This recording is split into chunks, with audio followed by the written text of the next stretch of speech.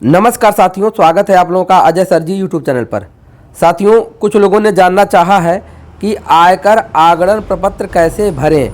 साथियों, जिनका NPS cut रहा है, तो साथियों आज मैं आप लोगों को बताऊंगा एक एनपीएस सब्सक्राइबर का, जो कि अध्यापक हैं, उनका आयकर आगणन प्रपत्र के माध्यम से इनकम टैक्स निकाल करके दिखाऊंगा। साथियों, यह भी बताऊंगा कि यदि वह कोई बचत नहीं दिखाते हैं तब उनका कितना आयकर बनता है, और फिर बचत दिखा करके उनका पूरा आयकर जीरो भी बना करके दिखाऊंगा। तो चलिए वीडियो को मैं शुरू करता हूं। साथियों, आप लोगों को बताना चाहता हूं कि जो आयकर आगणन प्रपत्र मिलता है उसमें कुछ चीज़ें दी गई होती हैं जिनको आप लोगों को जानना ज़रूरी है। जैसे कि यहाँ देख रहे हैं सकल वेतन, तो सबसे नीचे सकल वेतन दिया रहेगा। सकल वेतन का मतलब वार्षिक वेतन, पूरा वार्षिक आय इनकी कितनी है। तो देखिए यहाँ नीचे आपको मिल जाएगा 8,70,308। अभी देखिए वहाँ किनारे सब दर्ज रहेगा, लेकिन मैं दिखाना चाहता हूँ कि क्या क्या चीज़ें इसमें होती हैं। तो यहाँ से एक चीज़ देख लेंगे, सकल वेतन, एचआरए, इनको एचआरए कितना मिला हुआ है यहाँ से आप देख लीजिए। यहाँ से एचआरए है और नीचे अभी एचआरए का पूरा जिक्र रहेगा। देखिए कितना, यहाँ देख लीजिए 22,080 रुपये इनको टोटल, यहाँ देख लीजिए 22,080 रुपये यह एचआरए अर्थात मकान किराया भत्ता भी इनको मिलता है। फिर क्या हमको देखना होता है, फिर हमको यह देखना होता है कि क्या यह एनपीएस कटवा रहे हैं। तो यहाँ देख लीजिए इनका एनपीएस में भी पैसा कटता है। तो एनपीएस में यह देख लीजिए कि इनका टोटल कितना पैसा कटा हुआ है। तो एनपीएस में इनका देख लीजिए यहाँ इनके वेतन से कितना 77,480 रुपये कटा हुआ है। और यहाँ टोटल जीआईएस की कटौती कितनी हुई है, 1,044 रुपये की हुई है। साथ ही साथ और कुछ देखिए क्या अग्रिम इनकम टैक्स कटा हुआ है, ये सब देखना पड़ता है। यहाँ देखिए आईटी अग्रिम इनकम टैक्स सब इनका 00 अर्थात कुछ कटौती नहीं हुई है। तो चलिए अब काम बन गया। अब यहाँ हम देखेंगे साथियों, जो यहाँ किनारे आपको देखने को मिल रहा होगा, यहाँ देख लीजिए यह क्या है साथियों, वेतन से प्राप्त कुल आय 8,70,308 रुपये वेतन से इनको कुल मिला हुआ है।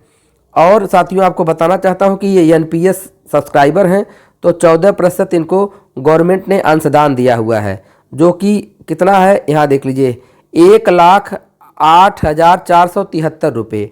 लेकिन साथियों यहाँ देखिए इनको 14% अंशदान मिला हुआ है, जो कि देखिए प्लस हो रहा है, इसमें प्लस हो रहा है। लेकिन साथियों धारा यहाँ देखिए धारा 80 CCD2 के अंतर्गत यह पूरा का पूरा छूट हो जाएगा।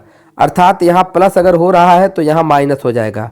इसी में देखिए यहाँ प्लस हो रहा है तो माइनस हो जाएगा। अर्थात इससे इनके वार्षिक वेतन पे कोई प्रभाव नहीं पड़ेगा। नहीं तो अगर यहाँ छूट नहीं मिलती तो यह वार्षिक वेतन में बढ़ जाता, तो इनको ज़्यादा इनकम टैक्स देना पड़ता। लेकिन एक तरफ यहाँ देख रहे हैं कि प्लस हो रहा है, एनपीएस नियोक्ता सरकार के तरफ से 14% का अंशदान इनको मिल रहा है। लेकिन यहाँ देखिए माइनस हो रहा है धारा 80 CCD2 के अंतर्गत। अब यहाँ देख लीजिए स्टैंडर्ड डिडक्शन 50,000 रुपये ये सबको मिलता है, 50,000 का स्टैंडर्ड डिडक्शन मिलता है। तो यहाँ देख लीजिए यहाँ जो है 8,70,308 में से इसी को हम क्या कर देंगे, माइनस कर देंगे, इसको माइनस कर देंगे। क्योंकि यहाँ तो यह देखिए इसको हम जोड़े ही नहीं हैं, इसमें जोड़ा ही नहीं गया, क्योंकि यहाँ देखिए माइनस हो जा रहा है। सरकार की तरफ जो अंशदान 14% दिया जा रहा है वह टैक्स से मुक्त है, तो इसलिए इसको ऐड करने की ज़रूरत नहीं है। और यहाँ दिखाया गया है कि एक तरफ यहाँ देखिए प्लस किया गया, एक तरफ यहाँ देखिए माइनस कर दिया गया है, तो काम बन गया। और ये 50,000 स्टैंडर्ड डिडक्शन है। अर्थात हमको क्या करना होगा, हमको 8,70,000 यहाँ देख लीजिए 8,70,000 यहाँ देख लीजिए 308 में से यही 50,000 घटा देना होगा। तो जब घटा देंगे तो क्या मिलेगा, यहाँ देखिए घटाने पे कुल योग हो रहा है 7,67,308 रुपये, 7,67,308 रुपये। अब देखिए वार्षिक बचत इन्होंने कुछ नहीं किया है, क्योंकि मैं अभी आपको बताऊंगा कि एक तरफ बिना कुछ बचत किए दिखाऊंगा कितना इनकम टैक्स बन रहा है, अब बाद में बचत करके सारा इनकम टैक्स इनका जीरो कर दूंगा। तो सब आपको इसी वीडियो में देखने को मिलेगा। तब तक आप लोग से एक निवेदन है कि वीडियो को अगर लाइक नहीं किए हैं तो वीडियो को लाइक कर दीजिए और चैनल को सब्सक्राइब भी कर लीजिए। अब यहाँ साथियों देख लीजिए, यहाँ देख लीजिए वार्षिक बचत इन्होंने वार्षिक बचत की अधिकतम सीमा आपको पता है कि 1.5 लाख तक वार्षिक बचत कर सकते हैं, लेकिन इन्होंने वार्षिक बचत नहीं किया हुआ है। तो यहाँ देखिए GIS की कटौती जो 1044 रुपये विभाग के द्वारा हो रही है, यह हुआ है। अब आपको बताना चाहता हूँ कि जो इनका इनकम टैक्स कटा हुआ है, यहाँ आपको मैंने दिखाया था ना कि इनकम टैक्स से कटवा रहे हैं। इनकम टैक्स में आप लोग यहाँ देख रहे होंगे कि इनका देख लीजिए, यहाँ 1 मिनट, यहाँ देख लीजिए, इनकम टैक्स इनका नहीं कटा है, इनका एनपीएस देखिए, एनपीएस कटा हुआ है। कितना कटा हुआ देखिए, यहाँ अग्रिम इनकम टैक्स नहीं कटा है। एनपीएस के तहत इनका देखिए 77,480 यहाँ आपको दिखाई दे रहा होगा, कटा हुआ है। अब इसमें क्या होता है, 77,480 को देख लीजिए, यहाँ क्या किया गया है, यहाँ ध्यान से आप लोग को मैं दिखाना चाहता हूँ कि 50,000 रुपये तक, यहाँ देखिए धारा 80 CC, यहाँ देखिए धारा 80 CCD 1B के तहत देखिए 50,000 रुपये तक बचत में अधिकतम यह कर सकते हैं। अर्थात आपको बताना चाहता हूँ कि अगर जो लोग एनपीएस नहीं कटवा रहे हैं वह वार्षिक बचत में सिर्फ 1,50,000 की छूट पाते हैं, लेकिन जो लोग एनपीएस कटवाते हैं तो यह 1,50,000 के साथ साथ वहाँ देखिए 80 CCD 1 के तहत 50,000 अतिरिक्त की छूट मिल जाती है, अर्थात 2 लाख की छूट मिलती है। अब मोटी मोटा समझिए कि जो लोग एनपीएस कटवा रहे हैं उनको 2 लाख रुपए तक की छूट मिल जाती है, और जो लोग एनपीएस नहीं कटवा रहे हैं उनको केवल 1.5 लाख तक की छूट मिलती है।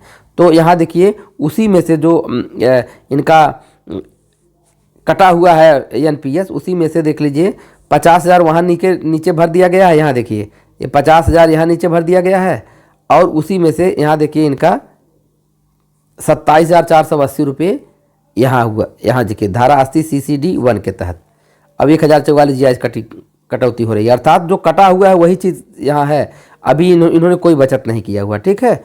तो अब देखिए, अब यहाँ धारा 80C के अंतर्गत कुल बचत, तो उनका कुल बचत हो जा रहा है 28,500, यहाँ देख लीजिए 28,524 रुपये, ठीक है।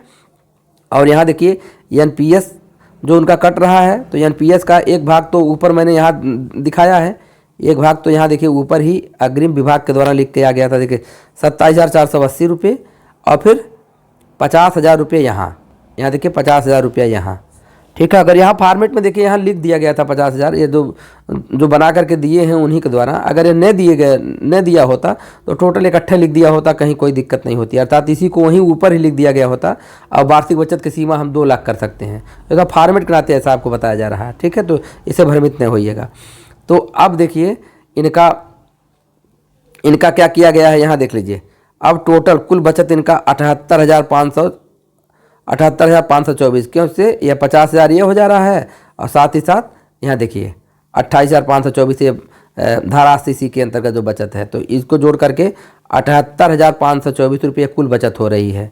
यानी कि कुल बचत कितनी है देख लीजिए, 78,524 रुपये। और कुल आय देखिए 7,67,308 रुपये, वहाँ जो हमने मानक कटौती को हटा करके, ठीक है, तो 7,67,308 रुपये था।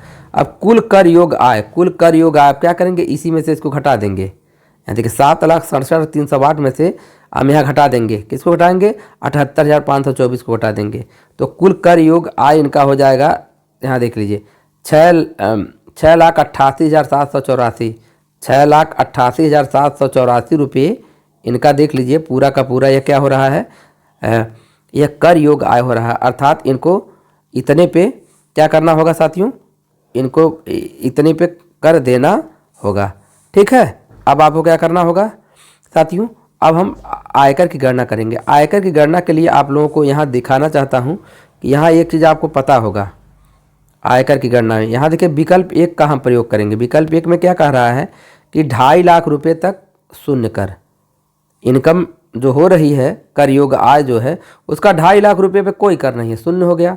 अब फिर 2.5 लाख से 5 लाख तक, तो 2.5 लाख से 5 लाख में भी कितने का अंतराल है, पुनः 2.5 लाख का अंतराल है। इस पे कितना लगेगा, इस पे 5% लगेगा, ठीक है। तो यहाँ देखिए 2.5 लाख ये हो गया और 2.5 लाख ये मिल करके कितना 5 लाख हो गया। तो 5 लाख पे यहाँ देखिए पहले 2.5 लाख पे शून्य है, अब अगले 2.5 लाख पे 5% है, तो 5 लाख पूरा हो गया। अब 5 लाख से ऊपर देखिए 5 लाख 1 से 10 लाख तक, देखिए 5 लाख 1 रुपये से फिर 10 लाख तक के बीच में जो आय है उस पर 20% लगेगा, और 10 लाख से अगर अधिक है तो उस पर 30%। तो इनका तो ये 5 लाख और 10 लाख के बीच में ही है। तो अब यहाँ आप देख लीजिए, अब यहाँ आयकर की हम लोग गणना करेंगे। तो गणना कैसे करेंगे, यहाँ आप देख लीजिए कि कुल कर योग्य आय कितना था, देखिए 6,88,784 रुपये। ठीक है, अब इसमें से हम क्या करेंगे, पहला 2.5 लाख रुपया निकालेंगे जिस पे कोई टैक्स ही नहीं है। तो इसमें से 2.5 लाख आपने निकाल लिया, उस पर कोई टैक्स नहीं है। फिर अगला 2.5 लाख हम निकालेंगे, क्योंकि आपको पता है 2.5 लाख से 5 लाख के बीच में। अगला इसमें से 2.5 लाख निकालेंगे जिस पे 5% टैक्स लगाएंगे। तो 2.5 लाख अर्थात 2,50,000 का जब 5% करेंगे तो 2,50,000 गुणे 5/100 करेंगे, उसको हल करेंगे तो 12,500 आ जाएगा, 12,500 आ जाएगा। ठीक है, अब इसमें से क्या करेंगे, अब 6,88,784 में से अब हम सीधे सीधे क्या करिए, 5 लाख घटा दीजिए तो क्या बचेगा, 1,88,784, 1,88,000, देखिए 1,88,784 रुपये बचेगा। यहाँ देखिए मैंने लिख दिया 1,88,784। अब इस पर कितना लगेगा, इस पर आपका 20% लगेगा। तो इसको गुणे 20/100 कर लेंगे, इसको 20/100 इसको काट देंगे। अब यहाँ देखिए इसका इसमें गुणा करके और 10 से हम क्या करेंगे, भाग दे देंगे। तो कितना आ जाएगा साथियों, यहाँ देखिए भाग दे देंगे तब हमारा कितना आ जाएगा, यहाँ देखिए 37,757 रुपये। यहाँ 56 रुपये कुछ पैसे आएगा जो कि 0.5 से अधिक रहेगा तो 1 रुपया कन्वर्ट कर लेंगे, तो 37,757 रुपये। अब देखिए अब इसको ऐड कर लीजिए, इसको ऐड कर लीजिए। तो ऐड करके तो कुल आयकर देखिए, कुल आयकर कितना बन गया, 50,257 रुपये कुल आयकर बन गया। ठीक है, अब इसी पे देखिए शिक्षा उपकर लगा दीजिए। शिक्षा उपकर कितना है, 4%। तो 50,257 का 4%, तो 50,257 गुणे 4/100 करेंगे तो ये भी 2,010 रुपये हो जाएगा। अब कुल देय आयकर, अब कुल देय आयकर में इसको ऐड करना होगा, इनको क्या करना होगा, ऐड करना होगा। ऐड करेंगे तो हो जाएगा 52,267 रुपये, 52,267 रुपये देख लीजिए। और यहाँ देख लीजिए, फिर आगे देखिए, यहाँ देख लीजिए साथियों, इनका यहाँ देख लीजिए, आपको दिखाई दे रहा होगा कि यहाँ देखिए माइनस स्रोत पर की गई आयकर की अग्रिम कटौती, इनकी अग्रिम कटौती यहाँ देख लीजिए कुछ नहीं है। इनकम टैक्स का इनका कहीं से कुछ कट नहीं रहा था, पहले से तो नहीं कट रहा था, तो शुद्ध देय आयकर कितना हो गया, 52,267 रुपये। अब देखिए इन्होंने वार्षिक बचत नहीं किया, और तो देख लीजिए इनका कितना कट गया, 52,267 रुपये इनका इनकम टैक्स कट रहा है। अब मैं क्या करूँगा साथियों, अब इनका इनकम टैक्स मैं जीरो करूँगा। कैसे, अब मैं बताऊंगा कि किस किस मद में पैसा डाल रहे हैं जिसके तहत इनका आयकर कितना हो जा रहा है, शून्य हो रहा है। तो चलिए उसको भी आप लोग देख लीजिए। हाँ तो साथियों आप लोगों को स्क्रीन पर दिखाई दे रहा होगा, अब यहाँ से ध्यान से समझिएगा। देखिए 8,17,308, यहाँ देख लीजिए 8,17,308, 8,17,308 ये क्या है, इनका वेतन से प्राप्त कुल आय है। ठीक है, और यहाँ देखिए एनपीएस में सरकार का अंशदान यहाँ देखिए 1,08,473 रुपये सरकार इनको अंशदान देती है। इसको इसमें ऐड करने की ज़रूरत नहीं है, क्योंकि यहाँ देखिए अंशदान देखिए एनपीएस में नियोक्ता अंशदान 14% धारा 80 CCD2 के अंतर्गत देखिए इसकी छूट है। देखिए यहाँ माइनस हो रहा है, देखिए माइनस यहाँ हो रहा है, अर्थात इसका यह छूट मिल जा रहा है। तो चलिए इसको हमको यहाँ हमने प्लस किया, यहाँ हमने माइनस कर दिया, तो यह पूरा का पूरा हमारा कट गया, इसको लिखने की आवश्यकता नहीं है। यहाँ देखिए याचारे इनका कुल कटा है 22,080 रुपये। यह मकान किराया भत्ता की रसीद लगाएंगे, अर्थात यह दिखाएंगे कि हम मकान जो हम किराए के मकान में रहते हैं, तो जब ये उसकी रसीद लगा देंगे तो इनको पूरा का पूरा जो याचारे इनका है उतना माफ़ हो जाएगा, अर्थात 22,080 रुपये की इनको छूट मिल जाएगी।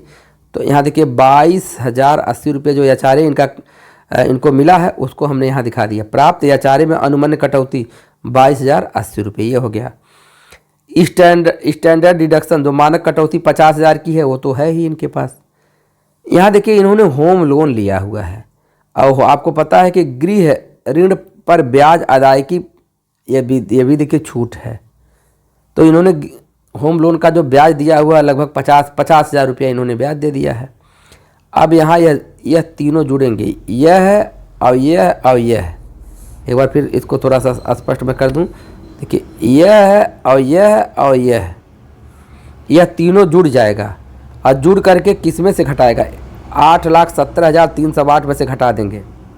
ठीक है, इन तीनों को जोड़ करके इसको जोड़ेंगे। अब 8,70,308 में से घटा देंगे। तो हमने जब घटाया है तो यहाँ देखिए क्या मिला, 6,95,228, 6,95,228 रुपया।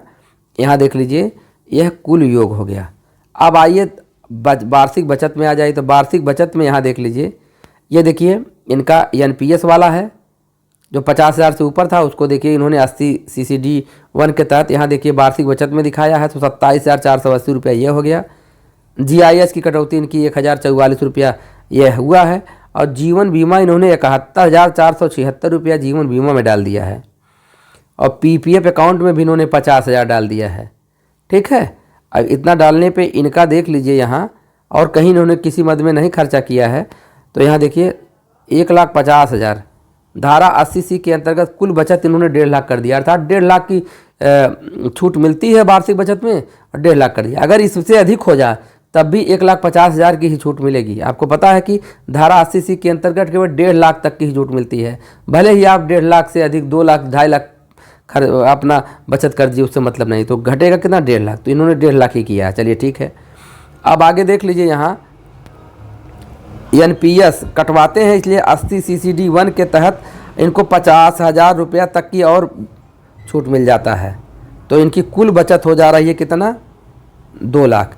1,50,000 80C वाला और 50,000 यहाँ देखिए NPS का जो है, जो इनको छूट मिलती है। तो यह 2 लाख रुपया इनका कुल टोटल बचत हो जा रहा है। और कुल आय अभी देखिए ऊपर हमने यहाँ दिखाया था 6,95,228, 6,95,228 था। यहाँ देख लीजिए, यहाँ ऊपर यहाँ देखिए यहाँ कुल आय निकाला गया था ना 6,95,228। इसके ऊपर से मानक कटौती घटाया गया था, HRA घटाया गया था। ठीक है, और होम ऋण वाला जो ब्याज था उसको घटाया गया था, तब इतना हुआ था। ठीक है, तो अब यहाँ देख लीजिए, पुनः हम आ जाते हैं यहाँ देख पा रहे होंगे 6,95,228। ठीक है, में से अब 2 लाख घटा दीजिए तो कितना हो गया, 4,95,228 हो गया। चलिए काम बन गया। यही तो हमारा उद्देश्य होता है कि हम जो अपना कर योग्य आय है 5 लाख के नीचे कर दें। 5 लाख के नीचे करने पे कोई टैक्स ही नहीं बनेगा। कैसे, अब यहाँ देखिए 4,95,228 में से पहला 2.5 लाख निकालेंगे तो उस पर 0 टैक्स होगा, आपको पता ही है। फिर आगे 2.5 लाख 1 रुपये से फिर 5 लाख के बीच में 5% का टैक्स है। तो अब 4,95,228 में से हम 2.5 लाख निकाल देंगे तो बचेगा कितना, तो यहाँ देखिए बचेगा आपका 2,45,228। इस पर 5% टैक्स लगेगा, तो गुणे 5/100 कर लेंगे। अब इसको जब आप हल करेंगे तो आपको मिलेगा कितना, आपको यहाँ देख लीजिए हल करने पे आ रहा है 12,261 रुपये, 12,261 रुपये आ रहा है। और यहाँ आपको पता है, यहाँ देखिए नीचे कि 5 लाख तक आयकर की धारा यहाँ देखिए 87A के अंतर्गत 12,500 की छूट है। अर्थात जिनकी कर योग्य आय 5 लाख रुपए तक है उनको 12,500 की छूट मिल जा रही है। तो आप यहाँ देख लीजिए मित्रों कि इनको छूट कितना मिल रहा है, 12,500 का। इनकम टैक्स कितना बना, 12,261 रुपया इनकम टैक्स बना, और छूट कितना 12,500। इससे अधिक तो छूट है, जितना इनको इनकम टैक्स बना हुआ है उससे अधिक तो इनको छूट मिल जा रहा है। तो देय आयकर कितना हो जाएगा, 0 हो जाएगा। और उससे 0 है तो शिक्षा उपकर भी 0, सब 0 हो जाएगा। और टोटल यहाँ देख लीजिए, यहाँ आप लोग देख पा रहे होंगे साथियों कि शुद्ध देय आयकर इनका कितना हो गया, 0 हो गया। तो साथियों आशा करता हूँ कि यह वीडियो आपके समझ में पूरा आ गया होगा, और मैंने इस वीडियो में आप लोगों को पूरी अच्छी तरीके से बता दिया है। एक बार मैंने इनका कोई बचत न करते हुए दिखाया है, फिर बचत करके इनका आयकर हमने 0 कर दिया है। तो आशा करता हूँ कि वीडियो आपके समझ में आ गया होगा। तो लाइक शेयर कमेंट करिएगा, और साथियों ऐसे ही यूजफुल वीडियो अगर मैं बनाता रहता हूँ तो चैनल को सब्सक्राइब करके बेल आइकन को भी प्रेस कर दीजिएगा। वीडियो देखने के लिए आप लोगों का बहुत बहुत धन्यवाद।